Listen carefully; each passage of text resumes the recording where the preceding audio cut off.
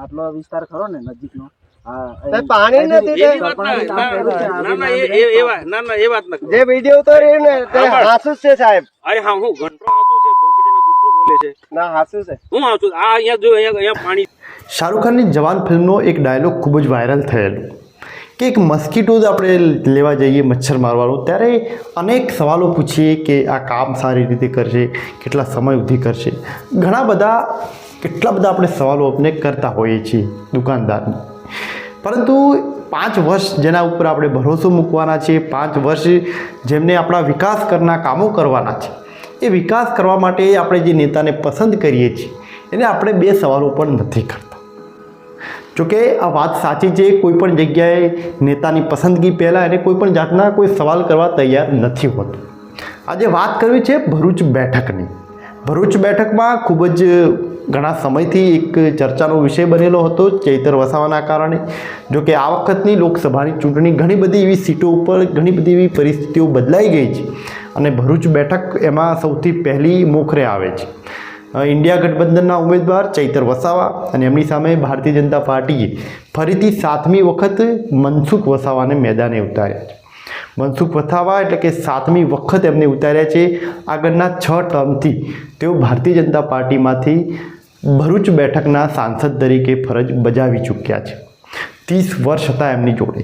આ 30 વર્ષમાં અનેક ઘણા વિકાસના કામો કરી શકે એમ હતા, પરંતુ એમણે કોઈપણ જાતના એવા વિકાસના કામો નથી કર્યા કે જેનાથી જનતા ખુશ થાય.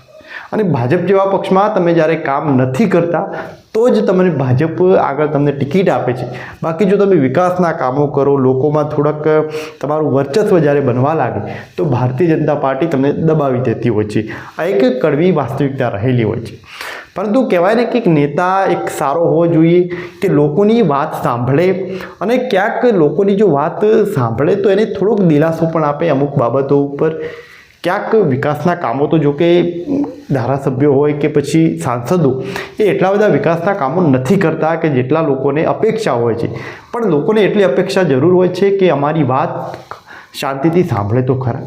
મનસુખ વસાવા 2 દિવસ પહેલાં એક પાણીના પ્રશ્નને લઈને એક ખેડૂતના ઘરે ગયા અને ત્યાં એમણે બહુ ગાળો બોલી કે લોકોએ જે પાણીનો પ્રશ્ન હતો, પાણી જરૂરિયાત છે એટલે લોકોએ એમને વિડીયો ઉતાર્યો અને પાણીનો પ્રશ્ન પૂછ્યો કે અમારે અહીંયા પાણીની તકલીફ છે, ત્યાં દૂર પાણી નથી આવતું, અહીંયા પાણી નથી આવતું.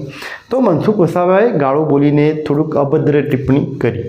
એની આગળ પણ મનસુખ વસાવા આવી જ ગાળોની સાથેની ટિપ્પણીમાં અને આવા વિવાદમાં પણ તેઓ ફસાયેલા હતા.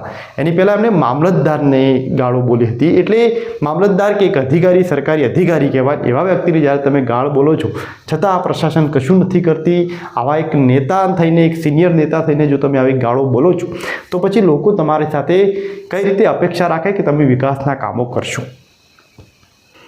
એટલે ભરૂચ બેઠકનો આખો જંગ આ વખતનો બદલાઈ ગયો છે.